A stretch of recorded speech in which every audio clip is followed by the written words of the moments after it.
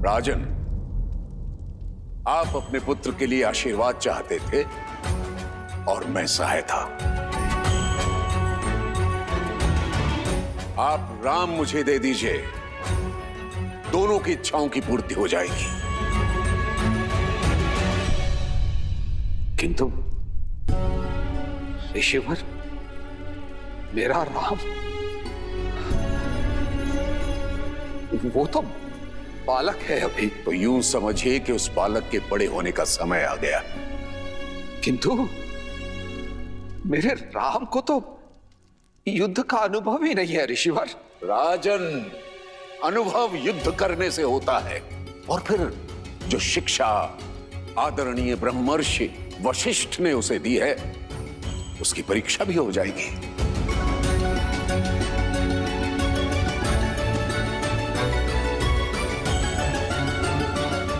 तो ऋषिवर, मैं राम को अपनी सेना में सम्मिलित कर लेता हूं, ये तो ठीक रहेगा ना? राजन, क्या मैंने अपनी बात स्पष्ट नहीं की? मुझे आप नहीं, राम चाहिए।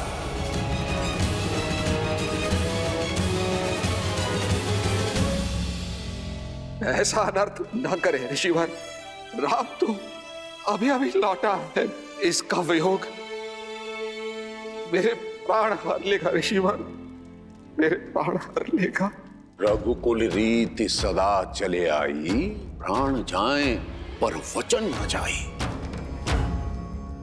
परंतु ऐसा प्रतीत होता है कि आप इन शब्दों को विस्मृत कर गए हैं राजन।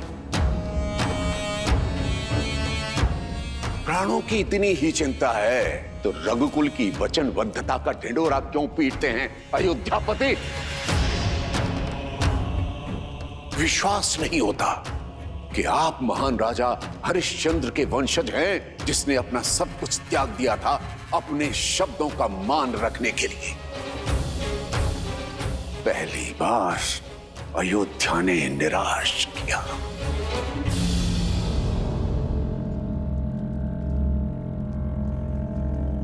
महाराज दशरथ, आप तो अपनी रानियों और राजकुमारों के साथ सुखमय जीवन व्यतीत कीजिए, मेरा क्या है? मैं तो सहायता के लिए किसी दूसरे द्वार को खटखटा लूंगा, परंतु आज के बाद कभी मत कहिएगा प्राण जाए पर वचन न जाए। ऋषिवर, हरि ब्रह्मर्षि,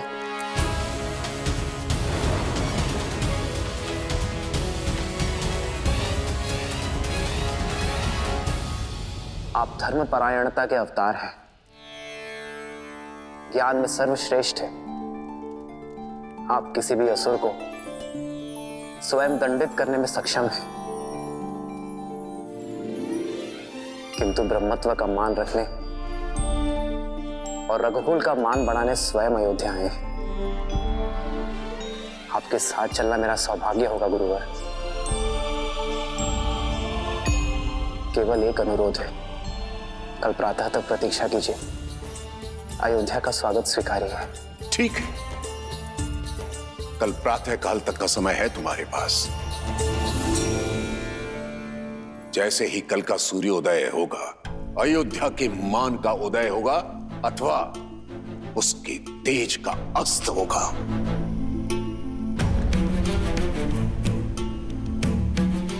आचार्य।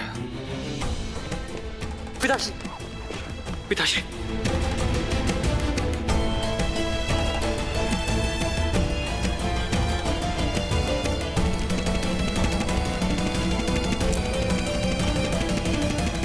प्रणाम गुरुदेव।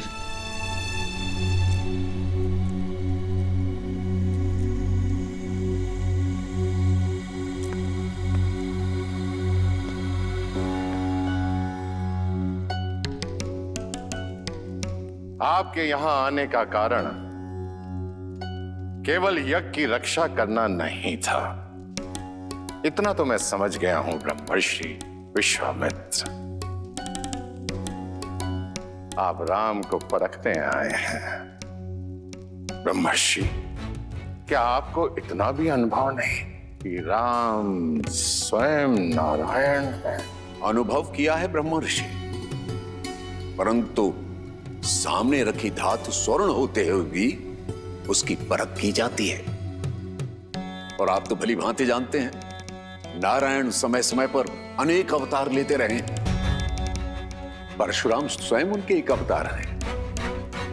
हर अवतार का एक उद्देश्य होता है, जैसे इस अवतार का उद्देश्य मर्यादा की स्थापना है। परंतु रावण के अंत के लिए राम की पात्रता को जांचना मेरा कर्म है, और यदि वे नारायण के पूर्णावतार हैं तो उन्हें उनकी यात्रा के लिए मार्ग प्रशस्त करना मेरा धर्म है। आप क्रोधित हो गए। ब्रह्मर्षि, मैं आपसे क्रोधित नहीं हूं, मैं उस विघ्न से क्रोधित हूं जो राजा दशरथ ने खड़ा किया था।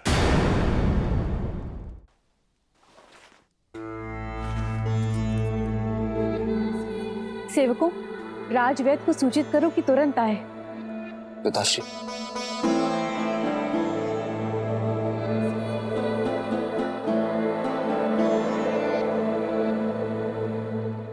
आपका स्वास्थ्य सदा ठीक रहता है पिताश्री। ये अचानक क्या हुआ आपको? थक गया हूं, विश्राम की आवश्यकता है।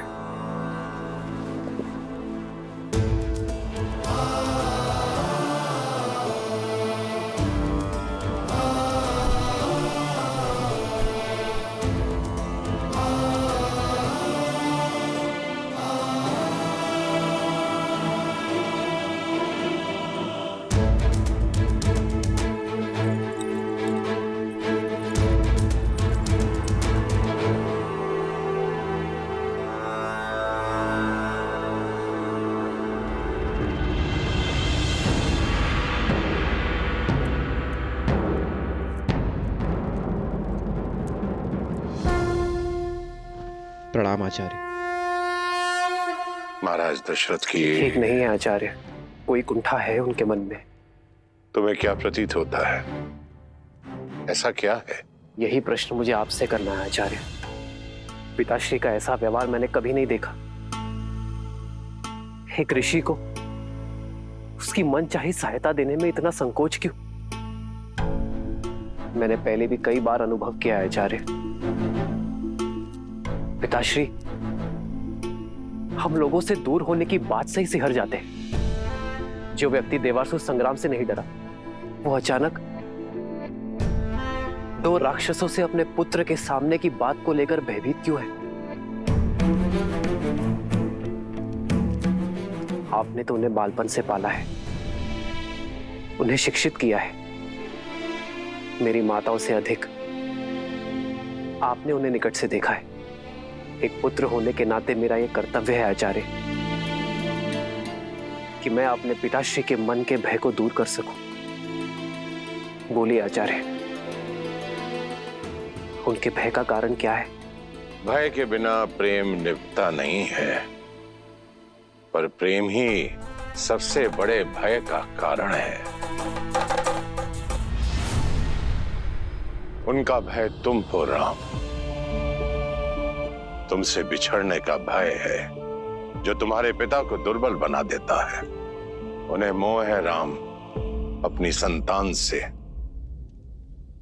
विशेषकर तुमसे राम। आप तो आचार्य हैं, उनके पिता समान, उनके गुरु भी आप ही हैं।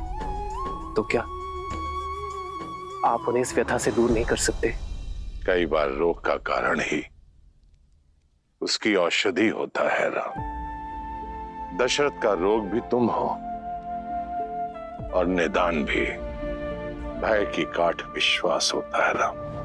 अब देखना है कि राम अपने पिता को वो विश्वास दिला पाता है या नहीं। प्रश्न दशरथ के धर्म का नहीं, राम के कर्म पर है।